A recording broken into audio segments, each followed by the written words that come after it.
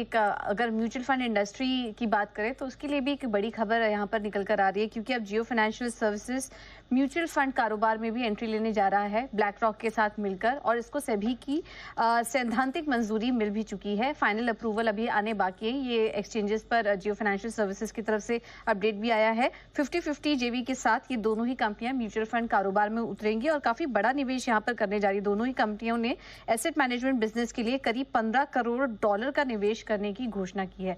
अब ये पूरी इंडस्ट्री के लिए ही काफी बड़ी खबर है, क्योंकि इतिहास भी कहता है कि जब जब रिलायंस ग्रुप ने जहां जहां जिस कारोबार में एंट्री किया, वहां के मार्केट डायनेमिक्स, कंपटीशन डायनेमिक्स पूरी तरीके से बदलते हुए नजर आ रहे हैं। और ऐसा ही कुछ म्यूचुअल फंड कारोबार में भी देखने को मिलेगा, जिसमें कि जियो फाइनेंशियल सर्विसेज के लिए अपने ही कुछ अवसर यहाँ पर क्रिएट होते हुए नजर आएंगे। इसमें म्यूचुअल फंड इंडस्ट्रीज में कंपटीशन और ज्यादा बढ़ेगा।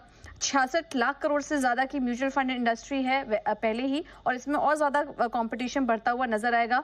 अवसर काफी है यहाँ पर कंपनी के लिए, और उनको ये अपॉर्चुनिटी दिखाई भी दे रही है, क्योंकि अगर म्यूचुअल फंड इंडस्ट्री के कुछ डेटा अगर हम देखें तो भारत की म्यूचुअल फंड इंडस्ट्री पिछले 5 सालों में 25 लाख करोड़ से बढ़कर करीब 66 लाख करोड़ पहुंच चुकी है। कुछ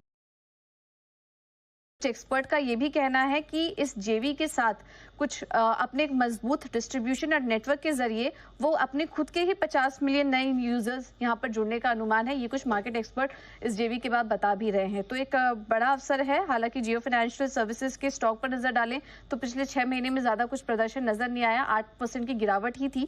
लेकिन वाईटीडी रिटर्न देखेंगे तो 44% ये स्टॉक चल चुका है। पिछले एक साल में 54% की तेजी ये स्टॉक दिखा चुका है। तो ये एक बड़ा अपडेट इस कंपनी के लिए। देखना होगा इसके बाद आगे की किस तरीके की चाल यहाँ पर देखने को मिलती है स्टॉक में।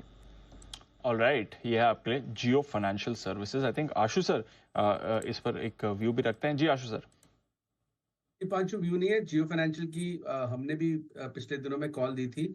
मैं ये शेयर करना चाहता हूँ दीपांशु की जियो फाइनेंशियल कंपनी अच्छी है, प्रॉमिसिंग फ्यूचर है, मॉडल अच्छा है, सबको पता है अच्छा लगना है, मतलब अच्छा होना है, टाई-अप्स अच्छे हो रहे हैं, सब कुछ ठीक है। लेकिन दीपांशु ये सबको पता है और सब इतना ह्यूजली लॉन्ग है कि बहुत ओवरबॉट है, इसलिए चलता नहीं है। तो ये मुझसे कई लोग पूछते हैं कि जियो फाइनेंशियल कैसा है, तो मैं कहता हूँ कि अच्छा है, लेकिन ये आपकी बहुत पेशेंस और अभी टाइम टेस्ट करेगा।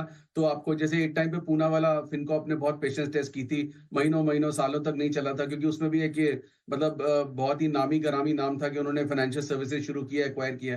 तो जियो फाइनेंशियल में भी ये चीज होगी, तो आप पेशेंस रखनी पड़ेगी, इतनी आसानी से एग्जिट नहीं मिलेगा। और दीपांशु एक और चीज है, अभी अनिल जी बोल रहे थे कि ट्रेंड पॉजिटिव है। एक मेरा स्टॉक है, अनिल जी था कि एक आइडिया चलेगा नहीं और भारतीय घटेगा नहीं, तो भारतीय भी अनिल जी पॉजिटिव है।